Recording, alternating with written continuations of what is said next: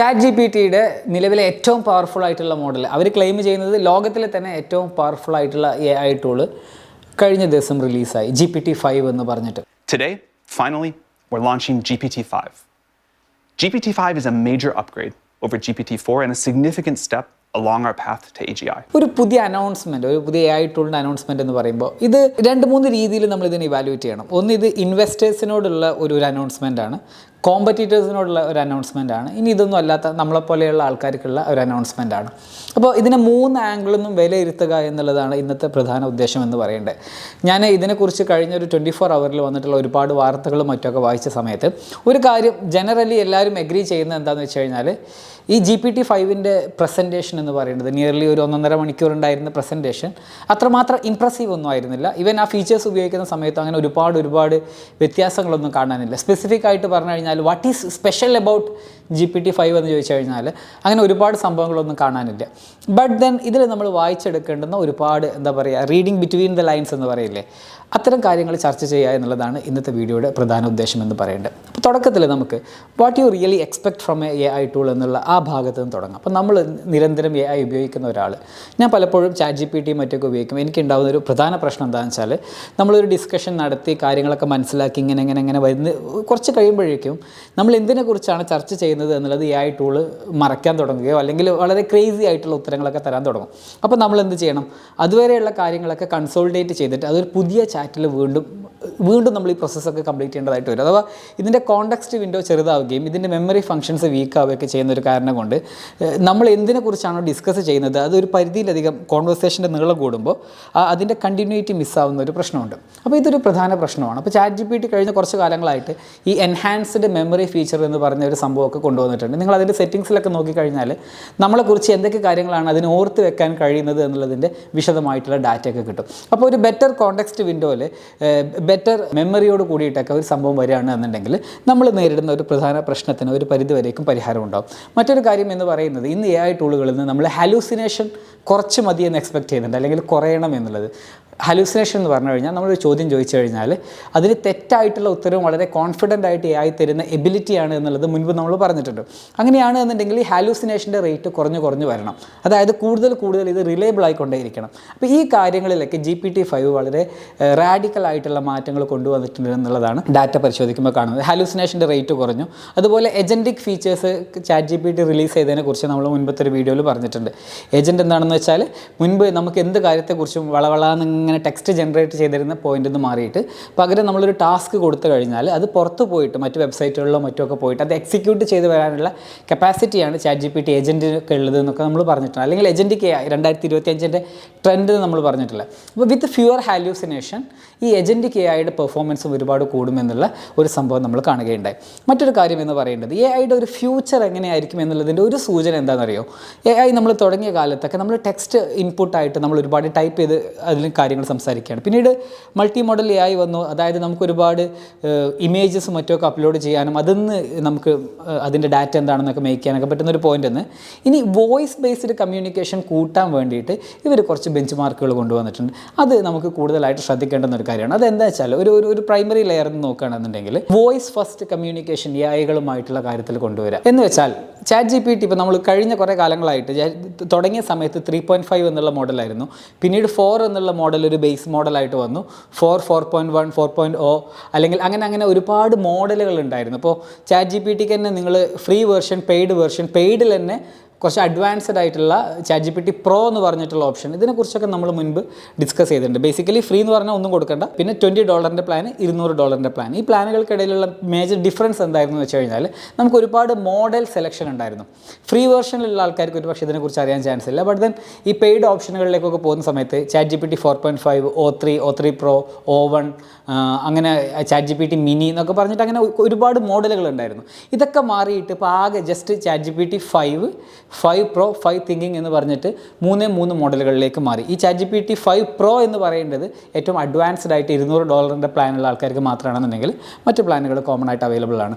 പക്ഷേ ഇതിൻ്റെ ഒരു കീ ഫീച്ചറായിട്ട് എനിക്ക് തോന്നിയത് വോയിസ് എല്ലാവർക്കും അവൈലബിൾ ആക്കി എന്നുള്ളതാണ്. അപ്പോൾ സാധാരണക്കാരന് കൂടെ വോയിസ് അവൈലബിൾ ആക്കി. അപ്പോൾ നമുക്കൊക്കെ നിരന്തരമായിട്ട് ഇതിനോട് ചാറ്റ് ചെയ്യാൻ അല്ലെങ്കിൽ സംസാരത്തിലൂടെ കമ്മ്യൂണിക്കേഷൻ കണ്ടിന്യൂ ചെയ്യാനുള്ള ഒരു എബിലിറ്റി ഇതിന് കൈവന്നിരിക്കുന്നു. എല്ലാവർക്കും ഫ്രീ ആയിട്ട് ഇത് എല്ലാവർക്കും അവൈലബിൾ ആയിരിക്കുന്നു എന്നുള്ളതൊക്കെയാണ് GPT 5 കണ്ടിട്ടുള്ള പ്രധാന മാറ്റം. അതായത് റാഡിക്കലായിട്ടുള്ളൊരു മാറ്റമൊന്നും GPT 5 വന്നപ്പോൾ ഉണ്ടായിട്ടില്ല. ഇതൊക്കെ കേൾക്കുന്ന സമയത്ത് ഇത്രയേ ഉള്ളൂ എന്നുള്ള ഒരു തോന്നൽ ഒരു പക്ഷേ നിങ്ങൾക്ക് ഉണ്ടാവും. ബട്ട് ദെൻ നമ്മൾ ഇതിൻ്റെ ഒരു സ്കെയിൽ ഓഫ് ഇമ്പ്രൂവ്മെൻറ്റ് നോക്കുകയാണെന്നുണ്ടെങ്കിൽ ഇത് ഏറ്റവും കൂടുതൽ ഇമ്പ്രൂവ്മെൻറ്റ് ഉണ്ടായിട്ടുള്ള ഒരു ഏരിയ കോഡിങ്ങിലാണ്.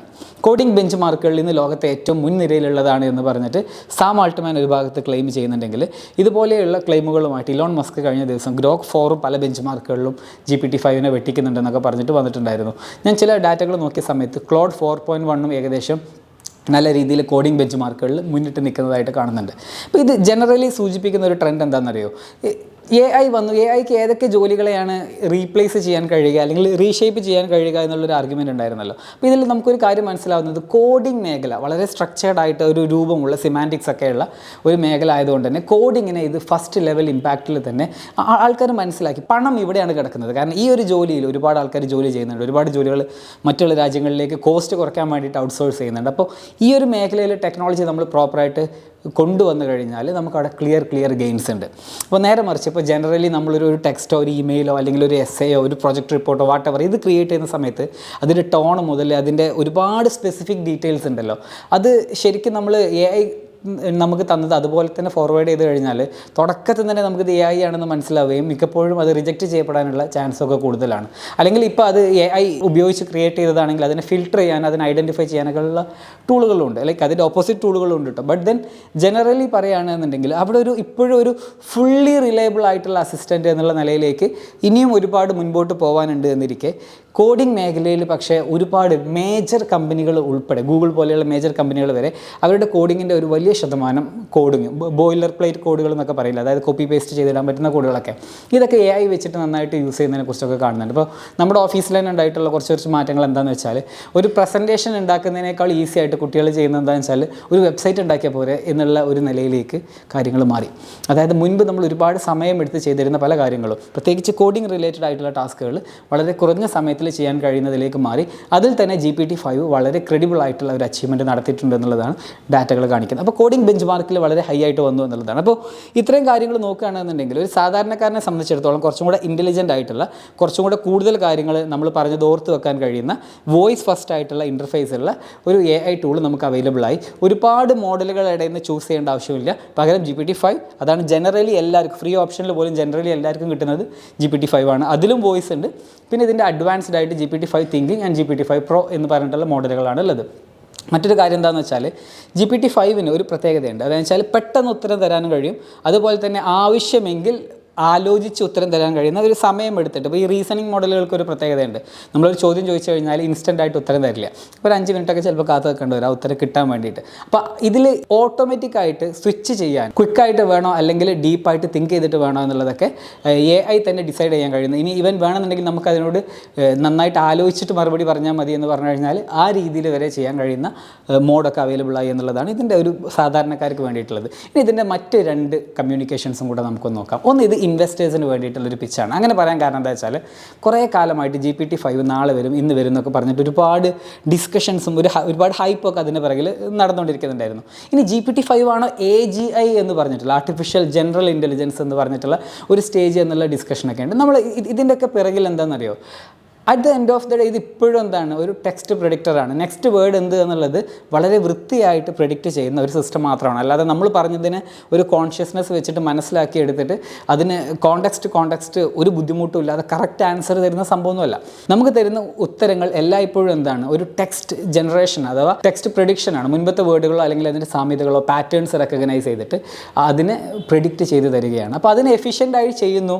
അതിൻ്റെ തന്നെ ഞാനൊരു കാര്യം റീസെൻ്റ്ലി ശ്രദ്ധിച്ചത് എന്താണെന്ന് വെച്ചാൽ ഈ ChatGPTയുടെ വിൻഡോയിൽ അത് ഇങ്ങനെ എഴുതി കാണിച്ചിട്ടുള്ളത് ആസ്ക് എനിത്തിങ് എന്നുള്ളതാണ്. എന്തിനെക്കുറിച്ചും ചോദിച്ചോ എന്ന് പറയുന്നത് അതൊരു കോൺഫിഡൻസ് ലെവലാണല്ലോ. അപ്പോൾ നമുക്ക് നല്ല വിവരമുള്ള ഒരാളോടൊക്കെ പറയുമ്പോൾ അയാളിലേക്ക് എന്ത് വേണമെങ്കിലും ചോദിച്ചോ, അല്ലെങ്കിൽ അതിനൊരു ബൗണ്ടറി വെക്കുക, അങ്ങനെയൊക്കെ പറയില്ലേ. അപ്പോൾ ആസ്ക് എനിത്തിങ് എന്ന് പറഞ്ഞിട്ട് അവർ കാണിക്കുന്നത് ഒരു പക്ഷേ അവരുടെ ഇത്രയും വലിയ ലാർജ് കോർപ്പസ് ഓഫ് ഡാറ്റയിൽ ട്രെയിൻ ചെയ്തിട്ടുണ്ട് എന്നുള്ള ഒരു ധൈര്യം കൊണ്ടായിരിക്കാം, ഒരുപാട് പാരാമീറ്റേഴ്സ് ഉണ്ട് എന്നുള്ള, ട്രില്യൺ പാരാമീറ്റേഴ്സ് ഉണ്ട് എന്നുള്ള ധൈര്യം കൊണ്ടായിരിക്കാം. ബട്ട് ദെൻ ആ ലെവലിലൊക്കെ അവർ വന്നു എന്നുള്ളത് ശരിക്ക് ഇത് AGI ആയിട്ടില്ല, സ്റ്റിൽ AGI അല്ല. അല്ലെങ്കിൽ AGI എന്നുള്ള ഡെഫിനിഷൻ ഓരോ തവണയും നമ്മളിങ്ങനെ പുതുക്കിക്കൊണ്ടേയിരിക്കുന്നുണ്ട്. ഒരു പക്ഷേ ഇന്നത്തെ രൂപത്തിലുള്ള ChatGPT ഒരു 20 കൊല്ലം മുൻപേ ഈ ഒരു കാപ്പബിലിറ്റി അച്ചീവ് ചെയ്താൽ അത് AGI ആവാം എന്ന് ആൾക്കാരൊക്കെ ചിന്തിച്ചിരുന്ന ഒരു കാലമുണ്ട്. അതായത് മനുഷ്യൻ്റെ ബുദ്ധി പോലെ തന്നെ കാര്യങ്ങൾ എടുത്ത് ചെയ്യാൻ കഴിയുന്ന ഒരു കപ്പാസിറ്റി. ആ കപ്പാസിറ്റിയിലേക്കൊന്നും നിലവിലും AI എത്തിയിട്ടില്ല. എപ്പോഴും എന്താ ചെയ്യുന്നത്, ടെക്സ്റ്റ് പ്രൊഡിക്ഷൻ ആണ്. ബട്ട് ദെൻ അത് അത്യാവശ്യം നല്ല വൃത്തിയായിട്ട് ചെയ്യുന്നു എന്നുള്ളതാണ്. അപ്പോൾ ഞാൻ ഇൻവെസ്റ്റേഴ്സിനുള്ള പിച്ചാണിത് എന്ന് പറയേണ്ടായ കാരണം എന്താണെന്ന് വെച്ചാൽ, ഇൻവെസ്റ്റേഴ്സിന് എപ്പോഴും ഒരു ഫണ്ടിൽ ഇൻവെസ്റ്റ് ചെയ്ത് കഴിഞ്ഞാൽ അവർക്ക് എപ്പോഴും എക്സ്പെക്റ്റേഷൻസ് ഉണ്ട്. അപ്പോൾ കുറച്ച് കാലം മുൻപ് $300 ബില്യൺ OpenAI ഫണ്ട് റേസ് ചെയ്തു എന്നുള്ളതിനെ കുറിച്ചൊക്കെ നിങ്ങൾ കണ്ടിട്ടുണ്ടോ. അപ്പോൾ OpenAI അടുത്ത ഒരു ഫണ്ട് റൈസിങ് റൗണ്ട് എക്സ്പെക്ട് ചെയ്യുന്നുണ്ട്. അത്ര $500 ബില്യൺ വാല്യുവേഷനിൽ അവർ ഫണ്ട് റേസ് ചെയ്യാൻ ഉദ്ദേശിക്കുന്നുണ്ട്. ഇപ്പോൾ OpenAIയും അതുപോലെ US ഗവൺമെൻറ്റും ജെൻസൺ ഹുവാങ്ങിൻ്റെ NVIDIAയും സോഫ്റ്റ് ബാങ്കിൻ്റെ മസായോഷി സണ്ണൊക്കെ ചേർന്നിട്ട് ഒരു സ്റ്റാർ ഗേറ്റ് എന്നുള്ള $500 ബില്യൺ ഒരു AI ഇൻഫ്രാസ്ട്രക്ചർ പ്രോജക്റ്റിനെ കുറിച്ച് നമ്മൾ മുൻപ് സൂചിപ്പിച്ചിട്ടുണ്ടല്ലോ. അപ്പോൾ ഈ പ്രോജക്റ്റിന് നിലവിൽ ഫണ്ടിങ് ഡിലേ ഉണ്ട്, സ്ലോ ഡൗൺ ആണ് എന്നുള്ള വാർത്തകളൊക്കെ കാണുന്നുണ്ട്. അപ്പോൾ ഒരു പക്ഷേ ഇവർക്ക് ഇൻവെസ്റ്റേഴ്സിനെ ഇതിലേക്ക് കൊണ്ടുവരണമെന്നുണ്ടെങ്കിൽ ഒരു വലിയ അനൗൺസ്മെൻറ്റുകൾ പാത്തിൽ ഇങ്ങനെ കിടക്കേണ്ടതുണ്ട്. അപ്പോൾ അതിൻ്റെ ഒരു ഭാഗമായിട്ട് ഒരു പക്ഷേ നമുക്കിതിനെ കാണാൻ പറ്റും. കൂട്ടത്തിൽ നമ്മളിതിൻ്റെ കൂടെ ചേർത്ത് വായിക്കേണ്ടുന്ന ഒരു ഭാഗമുണ്ട് കോമ്പറ്റീറ്റേഴ്സിനോടുള്ള മെസ്സേജ്.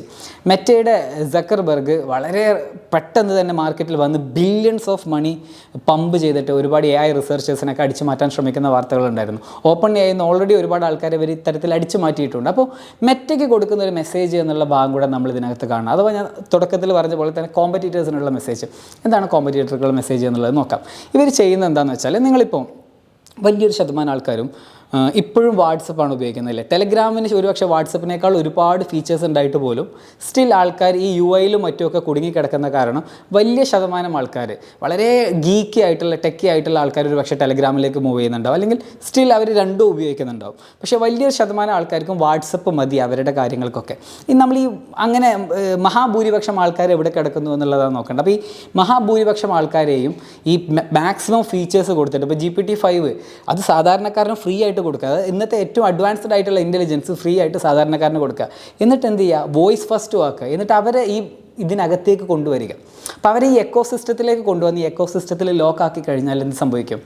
ഒരു പക്ഷേ ഫേസ്ബുക്ക് ഇനി ഒരുപാട് അഡ്വാൻസ്ഡ് ആയിട്ടുള്ള AI ടൂളുകൾ മാർക്കറ്റിൽ കൊണ്ടുവന്നാൽ പോലും അവർക്ക് ഒരു പക്ഷേ ഈ എക്സിസ്റ്റിംഗ് കസ്റ്റമേഴ്സിനെ അവരുടെ മാർക്കറ്റിലേക്ക് കൊണ്ടുവരാൻ ഒരു പക്ഷേ ബുദ്ധിമുട്ടായിരിക്കും.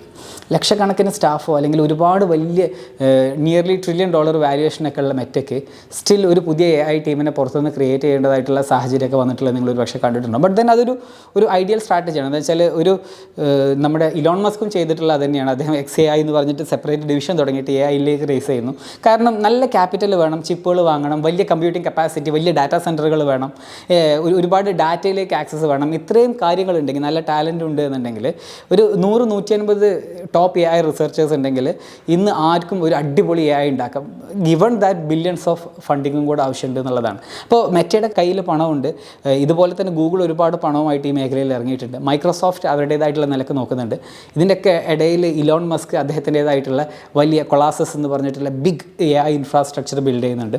അപ്പോൾ ഇതിൻ്റെ ഇടയ്ക്ക് OpenAI ശരിക്കും പറഞ്ഞു കഴിഞ്ഞാൽ ബ്ലഡ് ഇൻ ദ വാട്ടർ എന്ന് പറയില്ലേ, അതുപോലത്തെ ഒരു സിറ്റുവേഷനിലാണ് നിൽക്കുന്നത്. എന്താ വെച്ചാൽ എല്ലാവരും റേസ് ചെയ്യുന്നുണ്ട്, എല്ലാവരും ഇവരുടെ അനൗൺസ്മെൻറ്റുകൾ നോക്കുന്നുണ്ട്.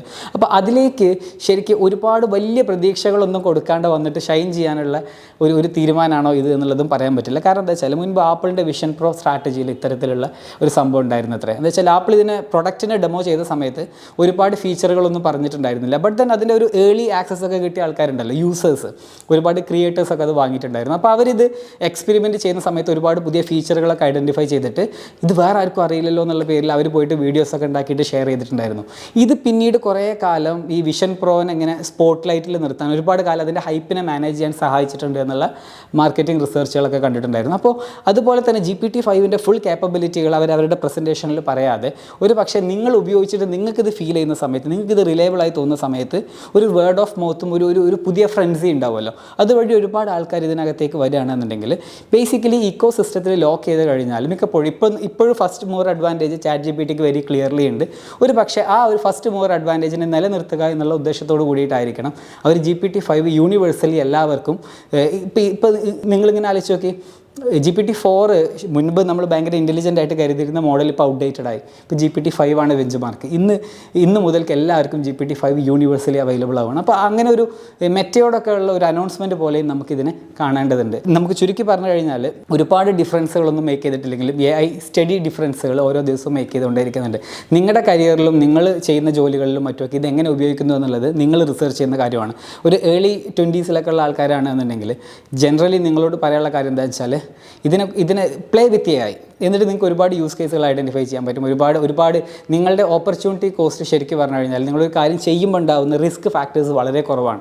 അപ്പോൾ നിങ്ങൾ ഇത് റൈറ്റ് ടൈമിൽ പഠിച്ച് മുന്നേറുകയാണെന്നുണ്ടെങ്കിൽ നിങ്ങൾക്ക് ഒരുപാട് ചാൻസസ് ലൈക്ക് വിത്ത് സീറോ റിസ്കിൽ തന്നെ നിങ്ങൾക്ക് ചെയ്യാൻ പറ്റുന്ന ഒരുപാട് കാര്യങ്ങളുണ്ട്. ഇതിനെക്കുറിച്ച് വിശദമായിട്ട് പിന്നീട് ഒരു വീഡിയോ പങ്കുവയ്ക്കാം. ഇത്രയൊക്കെ പറഞ്ഞ കൂട്ടത്തിൽ ഒരു കാര്യം കൂടെ പറഞ്ഞിട്ട് അവസാനിപ്പിക്കാം.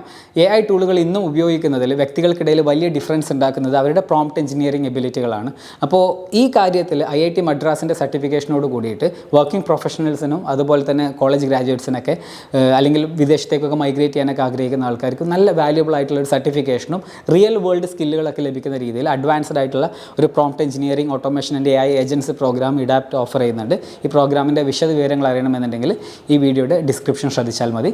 മറ്റൊരു കാര്യം എന്താണെന്ന് വെച്ച് കഴിഞ്ഞാൽ റെഗുലറായിട്ട് നിങ്ങളുടെ ജോബ് ഏത് മേഖലയിലാണോ നിങ്ങൾ ജോലി ചെയ്യുന്നത് ആ മേഖലയിൽ AI കൊണ്ട് വരുന്ന മാറ്റങ്ങളും മറ്റുമൊക്കെ ലൈവായിട്ട് അപ്ഡേറ്റഡ് ആവാനും അതിൽ വരുന്ന പ്രധാനപ്പെട്ട ടൂളുകളും പ്രോംപ്റ്റിംഗ് സ്ട്രാറ്റജികളും മറ്റുമൊക്കെ നിരന്തരം അറിഞ്ഞിരിക്കണമെന്ന് ആഗ്രഹമുണ്ടെങ്കിൽ അതിനായിട്ട് വളരെ സ്പെസിഫിക് ആയിട്ടുള്ള കമ്മ്യൂണിറ്റികളുണ്ട്. മാസം വെറും $2 എക്സ്പെൻസിലൊക്കെ നിങ്ങൾക്ക് ആ കമ്മ്യൂണിറ്റിയുടെ ഭാഗമാവാനൊക്കെ കഴിയും. അപ്പോൾ അതിൽ ലൈവുകൾ വരുന്നുണ്ടാവും, ഒരുപാട് ടിപ്പുകൾ വരുന്നുണ്ടാവും. അതിൻ്റെ കലണ്ടർ ശ്രദ്ധിച്ചാൽ മതി. ഒരുപാട് ഫീച്ചറുകൾ നിങ്ങൾക്ക് ഏകദേശം ഈ ഒരു കമ്മ്യൂണിറ്റി എക്സ്പീരിയൻസിലൂടെ പ്രൊവൈഡ് ചെയ്യുന്നുണ്ട്. അപ്പോൾ താല്പര്യമുള്ളവർ ചെക്ക് ചെയ്ത് നോക്കുക.